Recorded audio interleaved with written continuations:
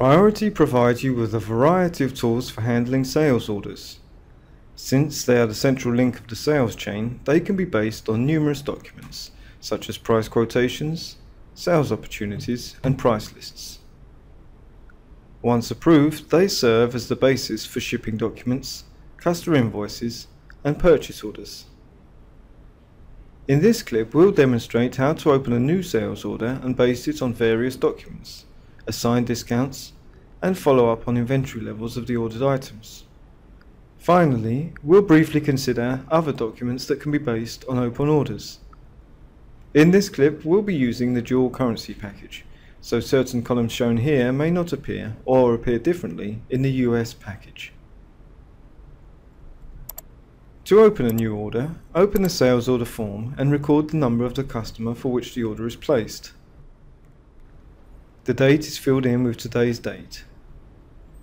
An order number is assigned automatically based on the numeration template defined for sales orders. In the Prices tab, the customer's currency is also filled in automatically. Except for the order number, all these columns may be revised. In the same tab, let's record an overall discount of 10%. This discount will be calculated in addition to any discount recorded for individual order items. Other columns in this tab will be filled in after the order is itemized. In the Payment Info tab, you can define payment terms for the order. In the Linked Currency column, you can choose to link prices in the order to another currency or price index. The chosen currency's exchange rate will appear in the base rate column according to the rate in effect on the date of base rate, filled in automatically with today's date. Both the base rate and its date can be revised. In the Price Linkage column, you can link price adjustments to a specific date, such as the date of shipment or of the invoice. Note that even when recording an order in a currency other than the local currency, the system will create a journal entry in the local currency, while customers will be billed in the second currency. In the References tab, you can base the order on any of a variety of documents. In this demonstration, we'll show how to base it on a price quote. The Choose list is populated with all the quotations in effect for the customer, whose status enables a sales order to be opened for the quote. We can see all the open quotations for the customer, regardless of status, in the Active Price Quotations sublevel form. As you can see, several quotes appear in this form which are not in the Choose list, such as quotes with a draft status. Choose the quotation on which the order is based. If you wish to base the order on several quotations, you can list them in the Price Quotes for Order sublevel form instead. Instead of using the price quotation, you can base the order on a specific price list if you wish to override the default list defined for the customer or the base price list. You can also link the sales order to a blanket order.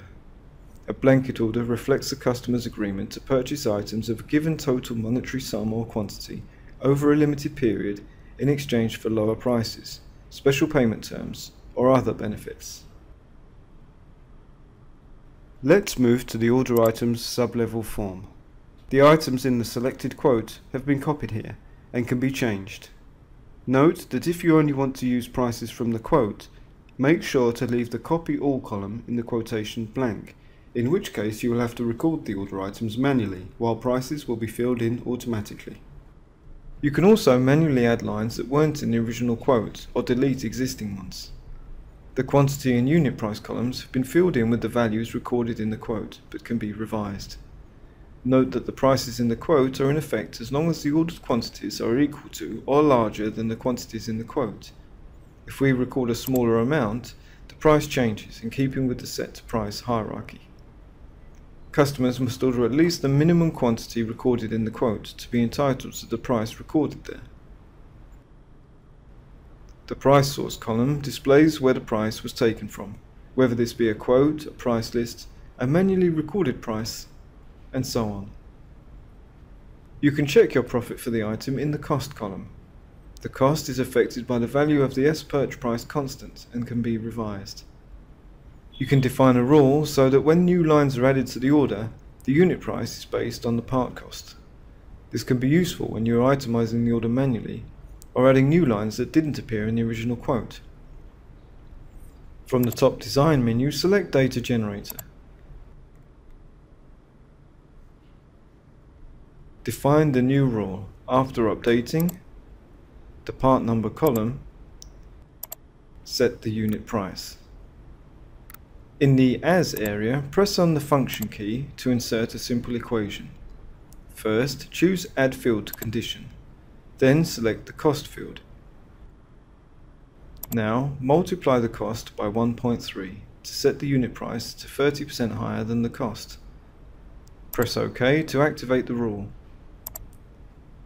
Note that this definition will override the price hierarchy defined in the system, meaning that prices defined in customer price lists or the base price list will be overwritten for new lines recorded in the order. You can record a discount for any line. Remember that we defined an overall 10% discount for the order, which is added to any discount defined for the item. Next, record the due date of the item. The balance column displays the number of items left to supply. Right now it is equal to the ordered quantity. Note the profit and profit percentage columns, which display the calculated profit yielded by comparing the price and cost of each item. In the upper level form, you can see the calculated profit for the entire order, as we'll soon see. You can link the sales item to a budget item. When documents such as customer shipments and purchase orders are opened based on this order, the system will automatically link the budget item to those documents, while calculations of budget usage will only take the latest document into account. You can see changes made to the ordered item in the History of Order Item Statuses sub-level form. Additional data relating to the order items are displayed in the sub-levels of the order items form. For instance, in the Inventory for Part form, you can see inventory levels for this part in each warehouse. The Part Availability form displays projected inventory for the part, taking into account available inventory, purchase orders and sales orders open for this item, including the current order.